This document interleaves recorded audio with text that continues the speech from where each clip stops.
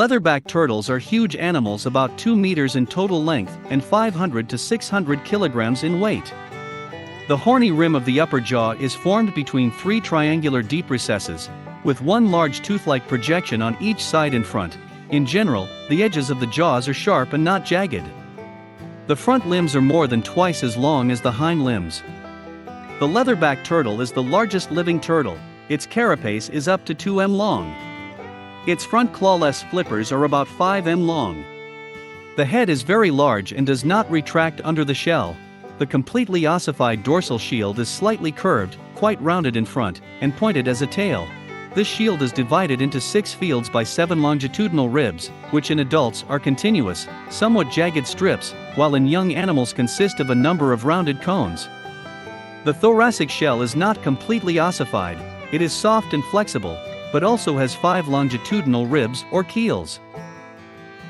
The head, neck, and legs of young tortoises are covered with shields, which disappear little by little with age, so that the skin of older animals is almost smooth and only small shields remain on the head. The color of these turtles is brown, with more or less light yellow. The leatherback turtle becomes rarer each year, so this species can be rightly called endangered. Its constant residence is in all seas of the hot belt.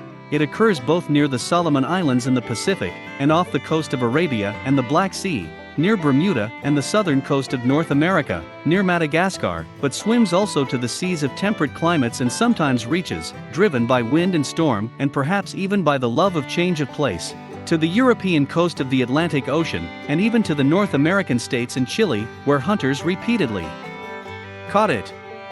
In the Chagos Islands, the meat of this turtle is directly classified as poisonous. There are reports that the meat of leatherback turtles contains a substance toxic to humans and other animals called chelonitoxin, the chemical composition of which is unknown. Symptoms of poisoning may include nausea, vomiting, diarrhea, burning in the mouth, heaviness in the chest, difficulty breathing, heavy salivation, stinky breath, skin rash, coma, and death. Britannica 1986. These accounts are inconsistent with the facts of the active use of leatherback turtle meat for food. There is also a version that leatherback turtle meat is quite edible and tasty, although rare cases of poisoning by it are known. This is probably due to the fact that the turtle has been eating poisonous animals, and the poison has penetrated its tissues. The shell and skin of the turtle are abundantly saturated with fat. It is melted and used to lubricate seams in boats and for other purposes. This characteristic of the tortoise creates a nuisance in the storage of museum specimens. Fat may ooze out of them for years if the shell and skin have not been specially treated. A. Carr describes the Atlantic leatherback tortoise's clutch from his observations. The eggs dug out resembled tennis balls. By the way, loggerhead eggs look like golf balls. There was one convincing feature about the clutch that people who have long noticed, who have found clutches of leatherback turtles on the shores of the Pacific and Indian Oceans. On top of the clutch lay several small balls, ranging in size from the diameter of a fingertip to a Mexican 5-peso coin. The balls contained no yolk. The shell was filled with a single protein. It looked as if the turtle had an extra egg white and, instead of throwing it away, made some worthless, yolkless eggs for her children and placed them next to the rest. That's what hostesses sometimes do when baking cookies. After laying the eggs, the turtle buries them and thoroughly tamp down the sand. Its nest is so deep and the sand is so compacted that the clutch is practically inaccessible to predators, who easily dig up green turtle or bisected nests.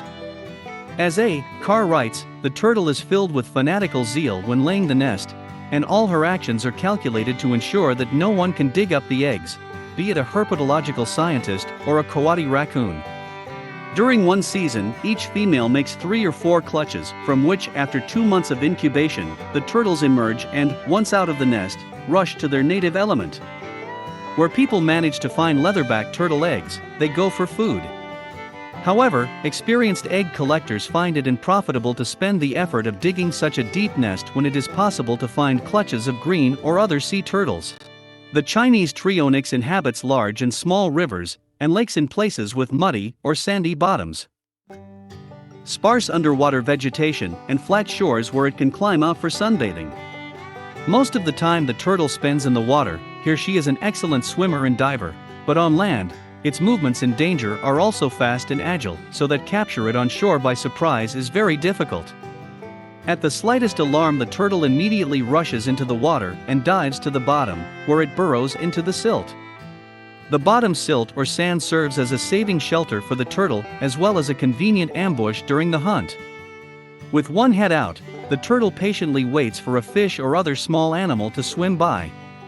Young tortoises have a slightly roughened carapace with small bumps. Adult tortoises have an almost smooth carapace covered with soft or slightly rough skin. The plastron, lower part of the carapace, is connected to the carapace by elastic ligaments. The head is short and broad.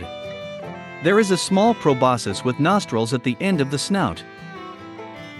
The turtle uses it as a kind of breathing tube, which allows it to lie still in shallow water and breathe without swimming to the surface. But this is not the only way these turtles can breathe. They can get oxygen in another way as well. Underwater, the turtle's main respiratory organ is the throat, covered with thread-like papillae and villi, which are equipped with many capillaries. This allows the turtle to absorb oxygen from the water. This way of breathing allows turtles to stay underwater for up to several hours. Like all soft-bodied turtles, Palocheles bibroni has an aquatic lifestyle. Prefers to live in freshwater bodies, rivers, estuaries, swamps with muddy bottom. But it can also be found in coastal waters. It comes ashore only during the breeding season to lay eggs.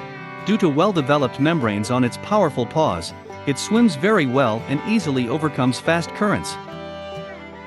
This turtle is ready to spend whole days in the water, coming to the surface for a breath of air only 2 to 3 times a day.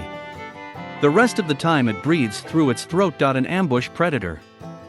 Feed on shrimp, fish, crabs, clams and other aquatic life. In February and March, females go on land to lay eggs. A clutch may contain up to 30 spherical-shaped eggs.